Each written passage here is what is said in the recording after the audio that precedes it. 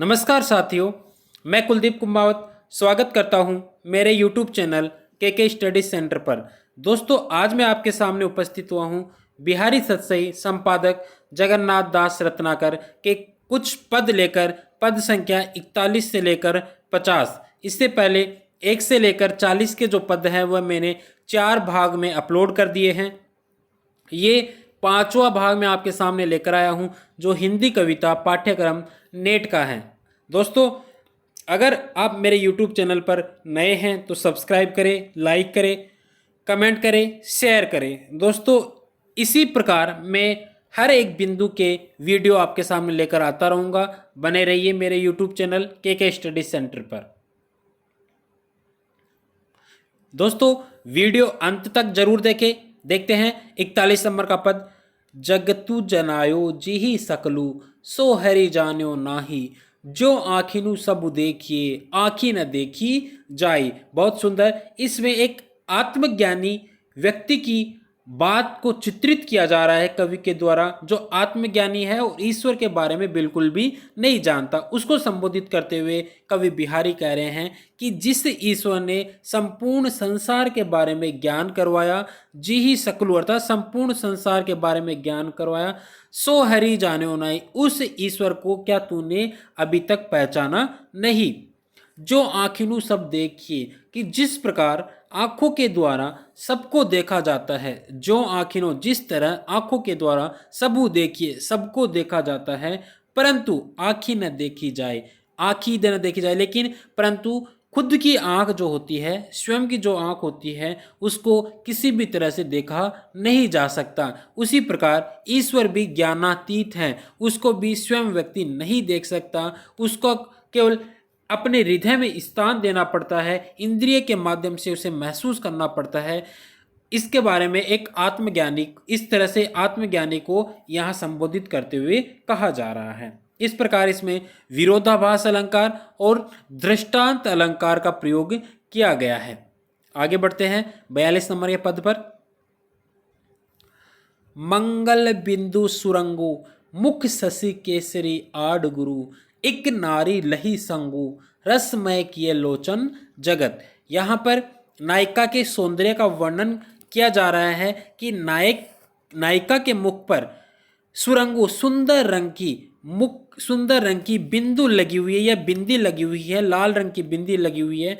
मुख शशि, और मुख है वह चंद्रमा के समान है, और जो आड़ी या तिरछी जो रेखा खींची हुई है वह केसर की लगी हुई है। ऐसे रूप सौंदर्य का वर्णन यहाँ पर कवि के द्वारा करने का प्रयास किया जा रहा है।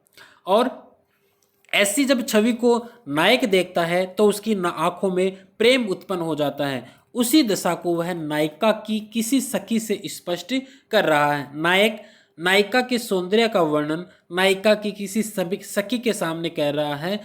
इसमें कवि कह रहा है कि नायिका का मुख चंद्रमा के समान है, उसके मस्तक पर लगा हुआ रोली का बिंदु मंगल है, और केसर का तिरछा तिलक बृहस्पति है। गुरु मतलब बृहस्पति के समान है। और जब मंगल ग्रह, चंद्रमा और बृहस्पति जब तीनों एक ही राशि में होते हैं तो अपार वर्षा होती है। यहाँ ज्योतिष का ज्ञान प्रकट करते हुए कवि कह रहे हैं कि एक नारी लही संगु, कि एक ही नारी में यह तीनों गुण मौजूद है, कि मंगल भी है, शशि भी है और गुरु अर्थात बृहस्पति भी है। मंगल बताया जा रहा है उसकी बिंदु को जो उसने लाल रंग की लगा रखी है, मुख को चंद्रमा बताया जा रहा है, और जो तिलक लगा रखा उसने उसको क्या बताया जा रहा है, बृहस्पति बताया जा रहा है। जब ये तीनों एक ही दशा में होती है तो अपार वर्षा होती है।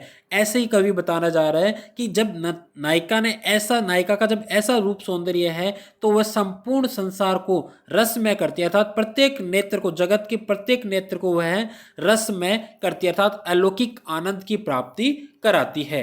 नायिका के सौंदर्य को देखने से दर्शकों के नेत्र में आनंद के आंसू आ जाते हैं और न देखने से दुख के आंसू आ जाते हैं। इस तरह से यह ज्योतिष ज्ञान का प्रतीक, यह दोहा परीक्षा की दृष्टि से अत्यधिक महत्वपूर्ण हो जाता है। आगे देखते हैं।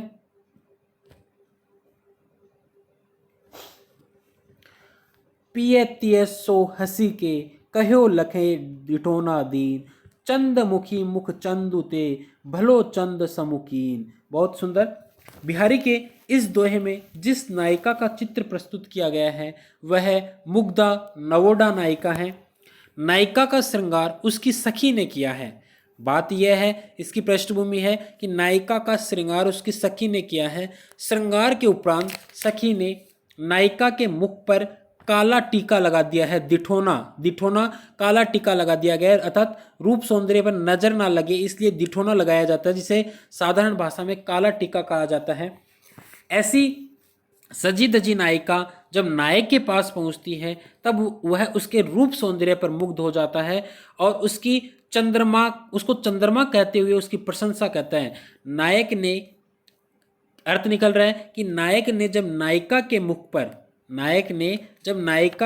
पर प्रिय मतलब प्रियतम, तिय मतलब स्त्री, कि नायक ने जब नायिका के मुख पर दिठोना अर्थात काला टीका लखे मतलब देखा, काला टीका लगा हुआ देखा तो वह मंद मंद मुस्कुराता हुआ उसकी तरफ आकर्षित हो गया।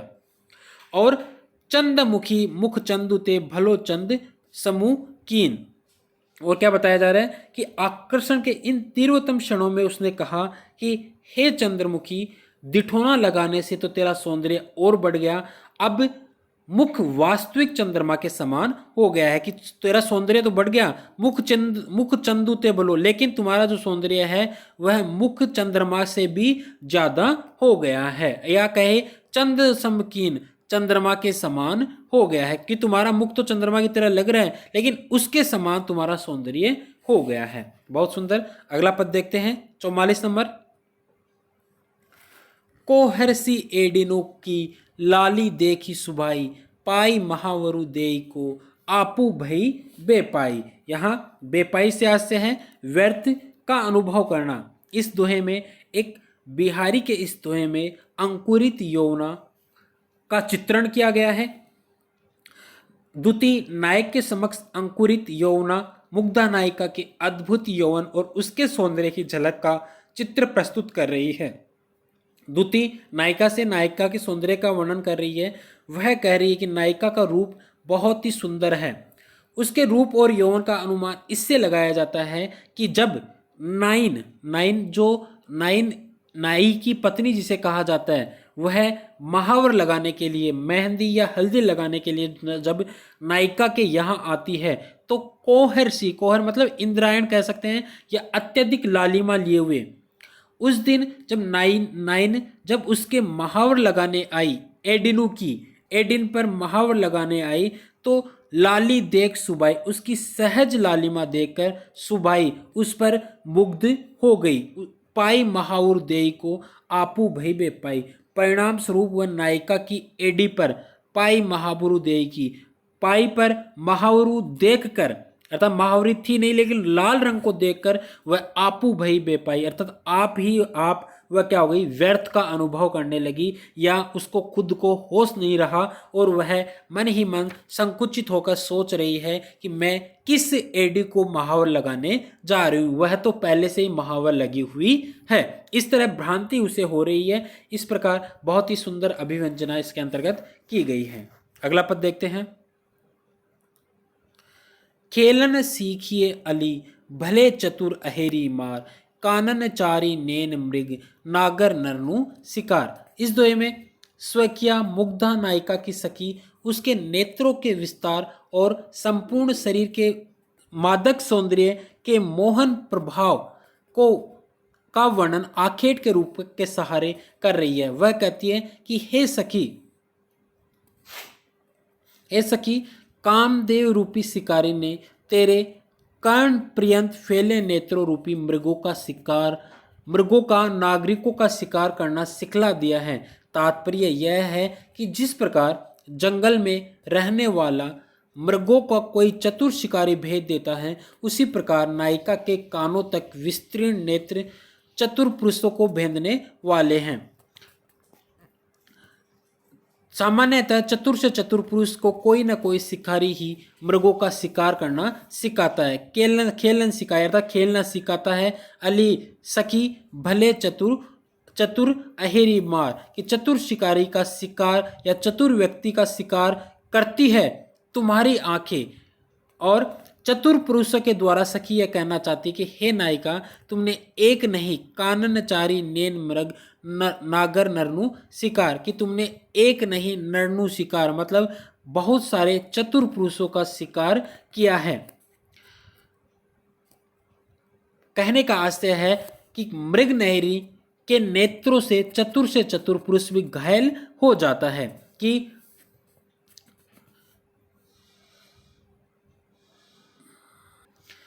तात्पर्य यह है कि जिस प्रकार काननचारी अर्थात जंगल में रहने वाला कोई शिकारी मृगों का शिकार करता है, उसी प्रकार तुम्हारे जो नेत्र है जो कानों तक विस्तृत है, वह नेत्र भी नरनु शिकार पुरुषों का शिकार खेल करते हैं। बहुत सुंदर पद है। आगे बढ़ते हैं। रस सिंगार मजनू किए कंजनू भंजनु देन, अंजनु रंजनु हूँ बिना खंजनु गंजनु नेन।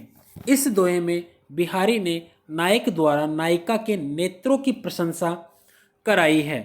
नायक द्वारा नायिका के नेत्रों की प्रशंसा की जा रही है।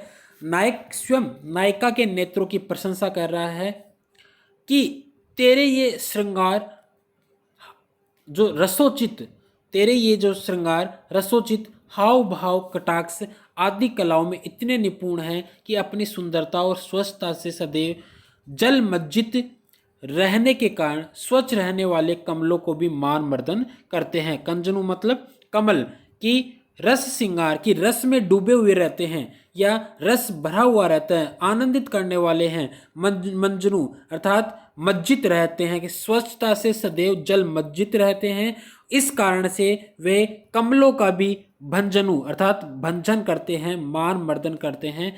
अंजनु रंजनु बिना, कि तुम्हारे अंजन मतलब काजल, कि ये काजल के बिना है, कि तुम्हारे नेत्र स्वाभाविक ही काले हैं, उनमें काजल लगाए हुए नहीं है। और इस तरह से वे खंजनु गंजनु नैन, कि इस तरह से वे खंजन पक्षी से भी अधिक श्याम श्वेत और चंचल है। गंजनु मतलब श्याम श्वेत या चंचल, कि इस तरह से वे खंजन पक्षी के नेत्र से भी अधिक श्याम और श्वेत दोनों ही रंग के हैं और चंचल भी हैं। इस तरह से नायिका के नेत्रों की सुंदरता का वर्णन यहाँ पर किया जा रहा है। आगे देखते हैं। साझे मोहन मोह को मोही करत कुचेन, कहो करो उल्टे परे टोने लोने लेन। यहाँ पर एक परकीय नायिका का चित्र प्रस्तुत किया गया है कि नायिका प्रेमी को या नायक को प्रसन्न करने के उद्देश्य से अपनी आंखों में काजल लगाती है और उसका सौंदर्य अत्यधिक बढ़ जाता है। इतना अधिक सौंदर्य बढ़ जाता है कि नायिका स्वयं अपने रूप पर ही क्या हो जाती है, मोहित हो जाती है। साजे मोहन मोह को, कि मोहन को मोहित करने के लिए वह सज्जा करती है अर्थात काजल लगाती है, लेकिन वह मोही करत कुजेन, नायिका कह रही है कि वह उस काजल ने या उस श्रृंगार ने या उस रूप सौंदर्य ने मुझे ही कुचैन कर दिया है अर्थात व्याकुल कर दिया है। कहा करो, अब मैं क्या करूं, किसको कहूं कि मैंने जो कार्य किया था अर्थात जो जादू किया था अर्थात जो नायक को प्रसन्न करने के लिए जो कार्य किया था वह मुझ पर ही उल्टा पड़ गया। अर्थात जो जादू किया जाता है वह कभी कभी उल्टा भी पड़ जाता है। उसी तरह मैंने जो श्रृंगार किया वह आज मेरे ऊपर ही उल्टा पड़ गया और मैं खुद ही इस सौंदर्य पर आसक्त हो गई हूँ। उल्टे पड़े टोले टोने लोने नैन, अर्थात ये जो नैन है उल्टे पड़ गए या कहे इन नैनों पर मैं खुद ही मोहित हो गई हूँ। भाव यह है कि प्रिय के सौंदर्य का जादू अब मेरे नेत्रों पर हो गया है, ये स्वयं मुझ पर जादू करने लग गए हैं। अतः हे सखी, अब तू ही मुझे बतला कि मैं इस व्याकुलता में कैसे रहूं और क्या करूं। बहुत सुंदर यमक और अनुप्रास अलंकार का वर्णन किया गया है। आगे बढ़ते हैं। याके उर ओरे कछु लगी विरह की लाई, पजरे नीर गुलाब के पिए की बात बुझाई। इस दोहे में रूपक के माध्यम से कवि यह कहना चाहता है कि एक विरहिणी नायिका है और नायिका विरहिणी है, किंतु उसकी सखी उसे बीमार समझकर उसका उपचार कर रही है। ऐसी स्थिति को देखकर उस सखी को अन्य सखी कहती है कि तुम जो इसका उपचार कर रही हो वह ठीक नहीं कर रही हो, क्योंकि यह नायिका किसी रोग से पीड़ित नहीं है, यह तो विरह से पीड़ित है। या के उर और एक कुछ लगी कि इसके हृदय में तो और कुछ ही लगा हुआ है, और कुछ मतलब विरह की लाई अर्थात विरह की लाई, विरह की आग इसके हृदय में जली हुई है, विरह अग्नि जली हुई है। और पजरे नीर गुलाब के कि गुलाब के जल छिड़कने से यह अग्नि जो होती है यह और अधिक और अधिक प्रज्वलित होती है और प्रिय की बात बुझाई। और जब प्रियतम की जब बातें की जाती है तो यह अग्नि क्या हो जाती है, शांत हो जाती है। इस प्रकार गुलाब जल जो है नीर गुलाब का जो जल है वह इस अग्नि को शांत नहीं कर सकता, लेकिन प्रियतम की बातें इसे शांत कर सकती है। विरोधाभास अलंकार, रूपक अलंकार, अतिशयोक्ति अलंकार का सुंदर वर्णन यहाँ किया गया है। आगे देखते हैं। कहा लेहुगे खेल पे तजो अटपटी बात, नेक हंसोही भई बोहे सोहे खात।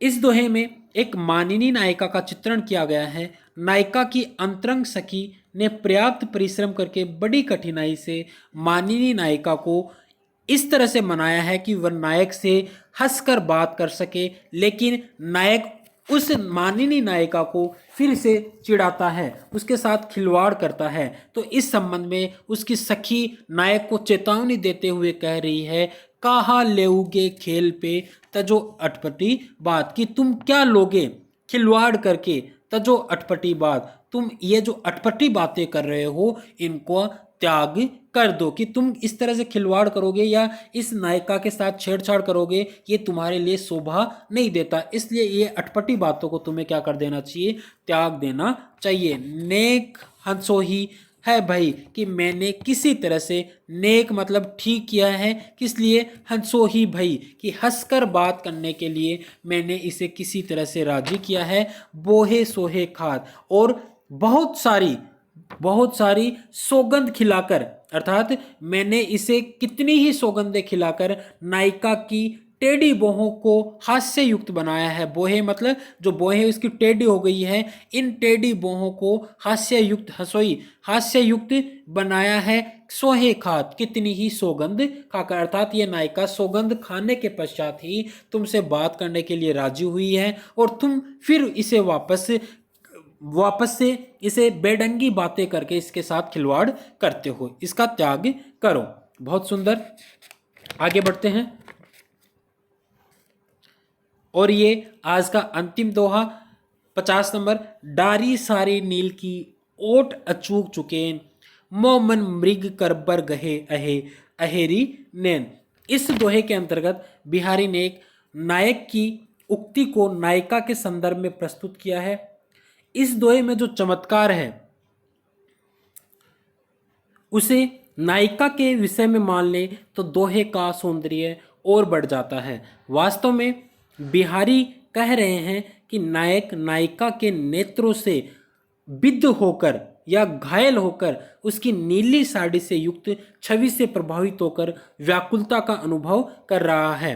डारी साड़ी नील की नायिका ने नीली साड़ी की ओट में, ओट अचूक चुकेन की ओट में नायक को क्या किया है, नायक के मन पर या नायक के हृदय पर अचूक प्रहार किया है, जिससे नायक घायल हो गया है। परिणाम स्वरूप उसने नायक के मन को बलपूर्वक क्या कर लिया है, जीत लिया है। जिस प्रकार चीता मोमन किसकी तरह हो गया है, कि जिस प्रकार चीता छिपकर गहे अहे, अर्थात छिपकर अहे मतलब शिकार करना, कि जिस प्रकार चीता झाड़ियों में छिपकर मृग के समीप पहुंचकर उसका शिकार कर लेता है, अचानक से ही उस पर हमला करके उसे मृग को या हिरण को पकड़ लेता है, उसी प्रकार नायिका ने भी नीले साड़ी की ओट में मेरे हृदय पर क्या किया है, प्रहार किया है। अहेरी नैन अर्थात उसके जो नेत्र है वह शिकारी की तरह है, जिसने मेरे हृदय पर क्या किया है, शिकार किया है। और अब मैं मन से उस नायिका के प्रति उत्पन्न, अनायका के प्रति मेरे हृदय में प्रेम उत्पन्न हो गया है। इस प्रकार इसमें अनुप्रास अलंकार का, छेकानुप्रास अलंकार का सुंदर वर्णन किया गया है। दोस्तों पसंद आया होगा, देखते रहिए, शेयर कीजिए। धन्यवाद।